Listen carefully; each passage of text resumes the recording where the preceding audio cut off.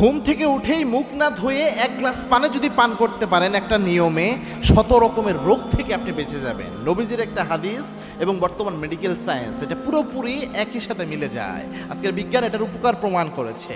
এই যে ঘুম থেকে উঠি আমরা, এটাকে ওয়াটার থেরাপি বলে। ঘুম থেকে ওঠার পর যে নিয়মটা আমি বলবো, তার আগে একটা আমল এখানে করে নেবেন। সূরা ফাতিহা পড়বেন, এক গ্লাস পানি দিবেন প্রথমে, নিয়ে সূরা ফাতিহা পড়বেন। এরপর কিভাবে পান করবেন এই বিষয়টা বলছি। তার আগে নবীজের একটা হাদিস এক্ষেত্রে জেনে নেন। একজন সাহাবী ছিলেন, তিনি একদিন কাবাঘর তওয়াফ করছিলেন। তওয়াফ করতে যেয়ে হঠাৎ করে পেটের মধ্যে তার ব্যথা অনুভব হলো। ওই সাহাবীর মনে পড়ে গেল আল্লাহর হাবিবের হাদিসের কথা।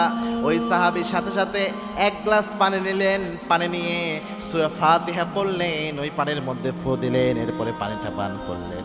সাথে সাথে ওই সাহাবীর পেটের ব্যথা ভালো হয়ে গেল।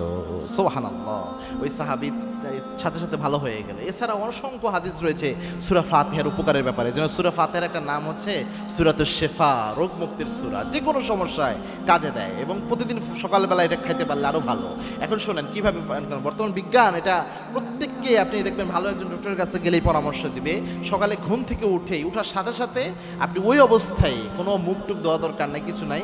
রাতে তো আপনি ব্রাশ করে ঘুমিয়েছেন, যদিও একটু শুনতে অন্যরকম লাগে, কিন্তু ওই অবস্থায় আপনি এক গ্লাস বিশুদ্ধ পানি পান করেন। এটা আপনার পেটের মধ্যে ওয়াটার থেরাপির মতো কাজে দেয়, হাজার রকমের সমস্যার সমাধান করে। অ্যাসিডিটি কমায়, এটা শরীরের হজম প্রক্রিয়াকে এত স্ট্রং করে যেটা অন্য কিছুতে হয় না, এবং আপনার কিডনিকে ভালো রাখার জন্য এটা এত গুরুত্বপূর্ণ উপকার পালন করে। অন্য কোনো কিছু দিয়ে আপনি এত গুরুত্বপূর্ণ উপকারী ভূমিকা কিডনির জন্য পালন করাতে পারবেন না। এজন্য প্রত্যেক দিন সকালবেলায় উঠে সূরা ফাতিহা আপনার রোগ মুক্তির জন্য শেফার নিয়তে সূরা ফাতিহা এক গ্লাস পানিতে পরে ফু দিবেন।